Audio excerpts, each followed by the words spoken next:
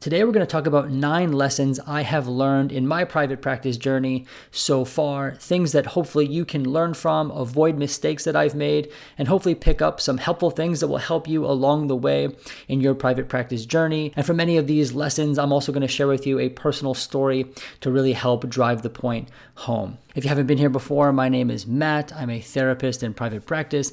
I also have a group practice, and I like to make videos just like this to help other therapists start, run, and grow a private practice. I like to make things really practical, so by the end of my videos, I hope that you can actually go and do something. When I originally thought up this video, I thought that I was going to make it all fancy and have transitions and just make it really, really nice, but things got really busy, and I want to get this information out to you. We're going to do this in the most efficient way possible, and that's going to be podcast style. So I'm wearing these goofy headphones. I'll have it on YouTube right here if you're watching it. It will also be on Substack as a podcast in case you're listening there as well. So the first lesson is that you should plan for a slow start. The buildup in private practice can seem painstakingly slow for some people. This is because you literally start with no clients, and you start to build up one by one. Right? Literally, you're going one client by one client. People are often asking, how long does it take to build a caseload? I haven't gotten many referrals.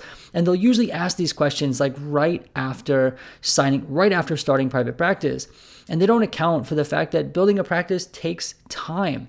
There are people who also share the different experience that their practice grew quickly. They had referrals coming in before they ever even started. And I think that this is perhaps true for some people. However, for a good number of people, things are quite slow. And this is not normalized enough. Oftentimes we're talking too much about practices building so quickly and things are going fast and it's overwhelming. It's speed and quick. However, for a lot of people, it's not the case. It builds up really slow, all right, one person at a time. And the other thing to think about is that when you're building a practice from the ground up, you start with one client and then two. When you only have a few clients, the things that happen with each client feel really magnified, right? So if you only have 2 clients and you're just starting in your first month and one client drops out because you no longer take their insurance, that's half your caseload, but it's only one person, right? So things feel very intense in the beginning. However, as you grow and your caseload increases, things won't feel as intense. And I can remember in my first 6 months of starting my private practice that things were very slow. I had a hard time imagining a full caseload. I couldn't even envision when I would have one. It felt painstakingly slow. During this 6 month period, days seemed to just drag on. It felt like, I had one session and then I'd wait for referrals to come in. I'd be checking my inbox almost every minute, it felt like, just waiting for a new referral to come in. Now that I am past that 6 month window and I have built up a full caseload, I can assure you that this will be seasonal. That feeling will go away. At some point, you will eventually have a full caseload. You will build up and you will get full. Lesson number 2, things are always evolving and you are always learning. So one thing I've learned about private practice is that things are always changing. Nothing stays the same forever. A really good example of this would be the transition to telehealth during the pandemic. There were a handful of people doing telehealth prior to the pandemic. However, since the pandemic, every single person has at least the capacity to do telehealth. Everyone knows how to do it, right? That might be something that no one ever planned for, no one ever imagined would be possible, and all of a sudden things have changed. Right? And there's so many other things that change as well.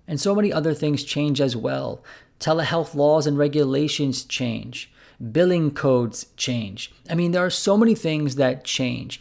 And the reason why I highlight this is because a lot of people who are starting private practice or who want to feel like they're completely ready to just jump in.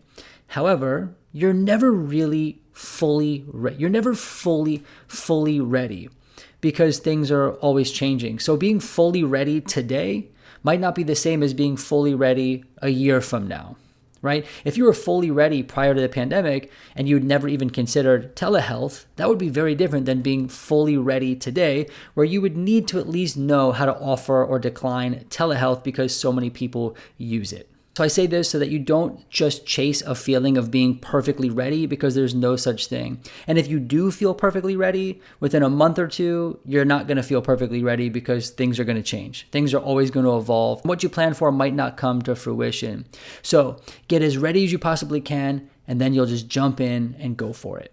I remember prior to starting my own private practice, I worked really hard to get all my ducks in a row. I wanted everything to be perfect. I didn't want anything unanswered prior to seeing my first client. Then this caused a great deal of stress and anxiety. Did I have a lot of things prepared? Sure. Was having those conversations helpful? Absolutely. And many of the things I did, I recommend other people do as well. However, what I was doing was chasing this feeling of 100% complete readiness. And then, would you know it, once I started my private practice, a new question popped up, or something I thought was perfectly certain was no longer certain. And then that feeling of readiness quickly dissipated. Could I have started my practice a little bit earlier? I probably could have, if I didn't need the feeling of all my ducks being in a row. So I want to encourage you as well. Get as many ducks in a row as you can. However, know that you will not have all of your ducks in a row perfectly before starting a practice, because things are changing and evolving all the time. Lesson number 3, and this might be the most important one I talk about today, and that is that making mistakes is going to happen and it's normal. People fear making mistakes so much, especially in the startup process of a private practice. It can sometimes feel like mistakes aren't allowed, or that mistakes are irreversible. If you do something wrong, your entire career, everything you've worked for, your licensure could go out the window. Now, if we think about being sued for malpractice or legal things, and are there worst case scenarios where you could lose everything? Sure, there are. However, we can't think in black and white terms like that. We can't go from, I want to start a private practice, to, oh my gosh, what if I get sued and my entire livelihood is gone? Now, we do want to think about that and protect ourselves with malpractice insurance. However, at the same time, there's a whole range of things that happen between starting a private practice and being sued and your whole livelihood going down, right? There's like little mistakes that you can make. There's little mistakes, there's errors, things that don't end up in a massive malpractice suit, and they're actually okay mistakes to make. And so some of the mistakes people fear are not starting the right business entity, picking the wrong EHR, not having the correct templates. There's all sorts of things that people are fearful of. Now, again, I think some of this fear keeps us accountable, right? So if you're scared of malpractice, you should absolutely consult an attorney. You should have malpractice insurance. These are things you should think about. But if you're stuck on picking the right EHR, or you're scared that if you make one error when you set up your business bank account or establish your PLLC that you can't reverse it, that's not true. You can make mistakes. There are things that happen that are not going to work out well, and you'll have to go back and fix it. So in many cases, fear can keep us accountable on one hand. At the same time, it can also paralyze us. I can remember starting my private practice, and this was before seeing my first client, and all I could think about is one mistake could be the downfall of my entire practice. Everything I've worked for, my licensure, I could lose it all if I make just one mistake. And I wasn't thinking just malpractice. I was also thinking, what if I don't establish the right PLLC? What if I make a mistake typing in the wrong number for my EIN, or all sorts of things like that? I was so worried that one mistake would be irreversible. And would you know it, in my pursuit of not making any mistakes before starting private practice, I actually did make mistakes. I can recall making a mistake on my intake packet. I can't remember specifically where it was, but after having my intake packet out in the world and seeing clients using this intake packet for a while, I caught an error on there. I think it was a line that was incorrect or inaccurate, and it was a mistake. And you know what I did? I ended up fixing it. I went back, I corrected it, I informed all of my clients, I redid it, I typed it all out. Was it a lot of work? Sure. It was a lot of work to correct. Was it the end of me? No. Was it a good learning experience? Yes. Have I made mistakes since then? Absolutely. Right? So you will make mistakes. It's okay. And I just want to normalize that. Lesson number 4, invest early on. There are a lot of things that people talk about when starting their private practice that they will just do later. These things include establishing a PLLC, researching laws and regulations, finding an EHR that works for them. getting templates in order, talking to lawyers and accountants, and establishing business bank accounts. Now I know I just talked about making mistakes and how that's going to happen. That doesn't mean that we swing to the other side of things and just go completely reckless. There's a lot of things that are worth investing in early on before starting or early in starting your private practice. A really big example would be the PLLC. A lot of people do this and they wait to do that later, and it's actually okay. Again, it's not the end of the world to do that later. However, some people go into private practice and they know they eventually want to start a group, but they wait to establish the PLLC until they're actually ready to start the group. And then there's like this big 6-7 month delay, and it can really throw them off. So if you know you want to start a group practice, I encourage you to start the PLLC at the very beginning stages. Or if you think that opening a business bank account is too much work in the beginning, do it early on. These are things you don't want to do later, because by the time you're ready, you're busy with clients, you want it right then and there. Now there's a delay in the application process for all these things.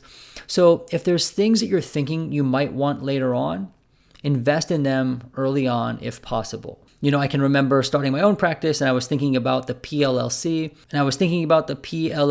and I decided early on I was not going to have a group practice like right from the start, but in the future I knew this was a likely potential. Right out of the gate, I just established my PLLC. That was the first thing I did, and it was really great. So by the time I was ready to start the group practice, it was already in order. I had already had that in place. There was no delay. I could just start hiring people. And so it worked out really, really well. Trust me, you're going to get busy. Things are going to be happening, and you won't want these big windows and lags later on, because it's just a waste of time at that point. If you can do it early on, do it early on.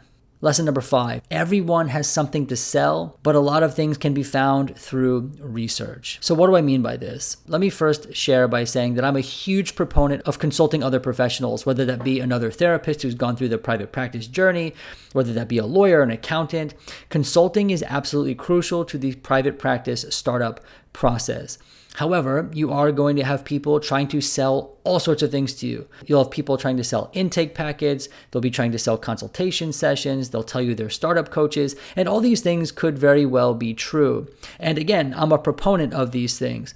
My encouragement, though, is to do as much research as you can first, and then decide what you need from a consultation or some sort of coaching business. You can find a lot of information for free online, and I would encourage you to do research on your own to begin getting the lay of the land.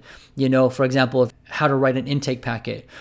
Start searching and researching intake packets on Google and start to do a lot of research. Put some hours into it, see what you find, see what you start to come up with, and then think about consulting someone. Or if you're thinking about starting a group practice, research group practice, watch YouTube videos, read blogs, get the lay of the land, and then decide whether or not you want to consult with someone. And then if you do decide to consult with someone, you're super informed, so you don't have to spend hours in the consultation. You know what to ask. You're using time really efficiently. And if I was to sum up that tip real quick, I would say just prepare for your consultations with a lot of research. Lesson number 6, do not be petrified by legal issues, audits, and things like that. This is something that people are absolutely terrified of. They're terrified of lawsuits. They're terrified of audits from insurance companies.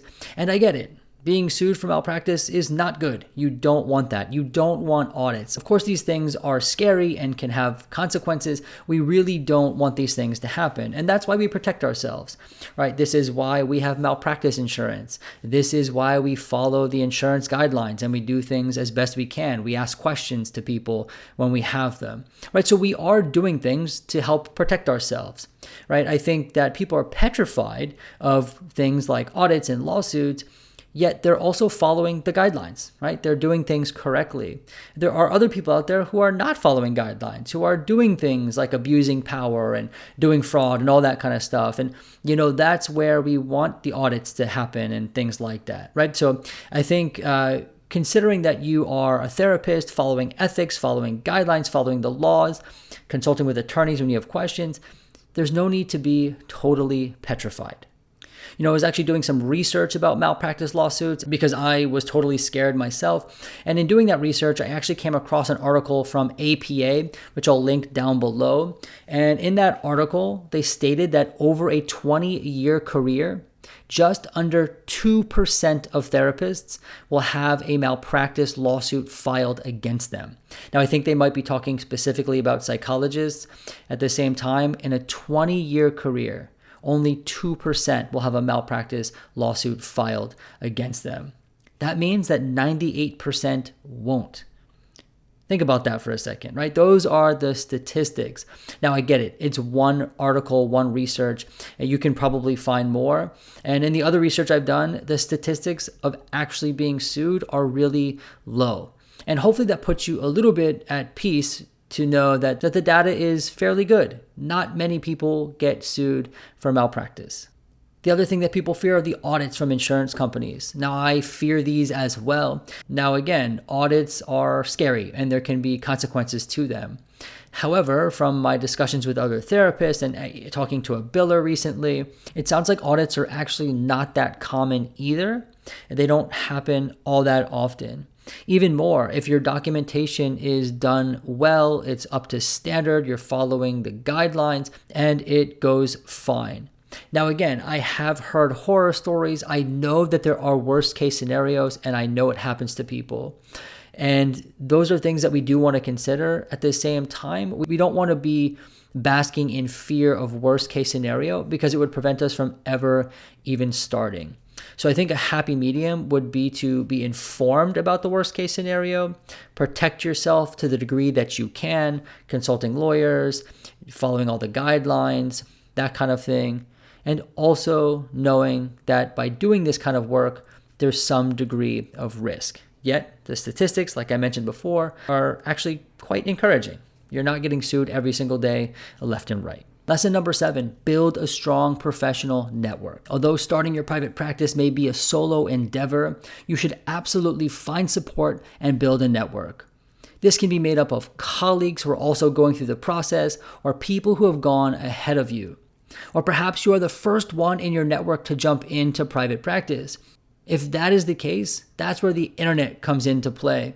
There are so many great groups, there are so many great support networks on the internet designed for people in private practice where you can build a vibrant community of other therapists to support, to help, to bounce questions off of. It is really, really good.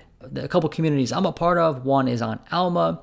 There's a whole bunch of Facebook groups that are also really good. At the end of the day, you want to invest in doing that. All right, super crucial, super important, and can really be helpful in private practice. When I first started my private practice, I joined some of the Facebook groups, I joined Alma, and I was asking tons and tons of questions. So many of my questions were answered. I was able to find resources. It was just a really awesome thing to build a network and to gain support and to have questions answered and to provide support to other people who are also going through private practice as well. Some practical things that I got through these support networks was I found my accountant, I found my attorney, all through word of mouth through other therapists. And that's just one of the benefits of being part of building up a network. You have referral to resources, word of mouth. It's just really, really good. Lesson number 8, don't compare. Now, this might sound really cliche. However, therapists starting private practice are constantly comparing themselves to other therapists starting private practices or therapists who have been in private practice, and majority of the time, it's not helpful. Comparing and contrasting is not the most useful tool. That's because everyone's situation is different. For example, there are a lot of factors that people don't account for when they're comparing and contrasting, right? So some people don't take into account specialty.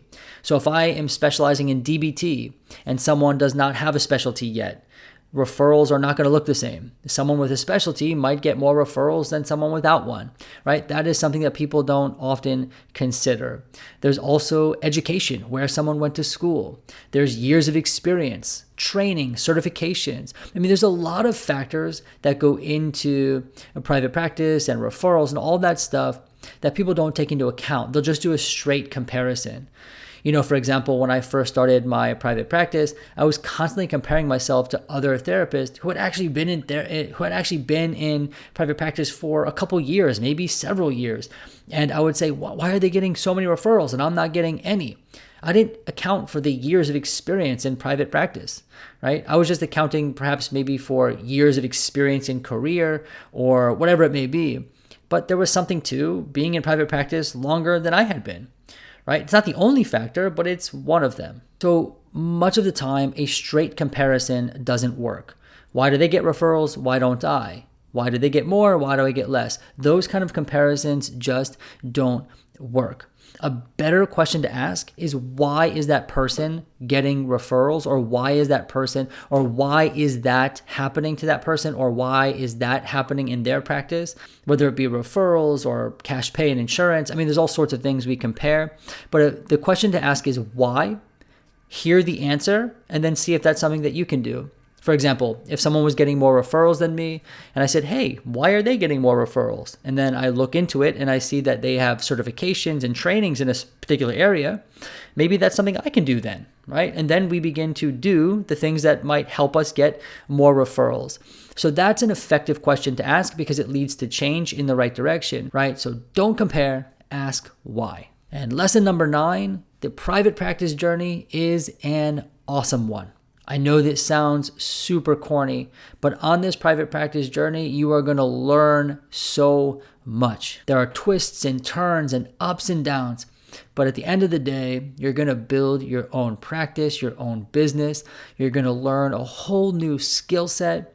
It's going to be tremendous. That I can promise you. Will there be emotional ups and downs? Absolutely.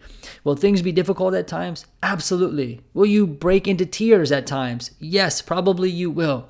Is it really awesome? Yes, it is really awesome. Now, I hope that these 9 lessons will help you in your private practice journey. Hopefully, they can help you not make the mistakes I did and also be comfortable making mistakes as well. Anyway, I hope this was helpful for you. I hope you learned something, and I look forward to seeing you soon.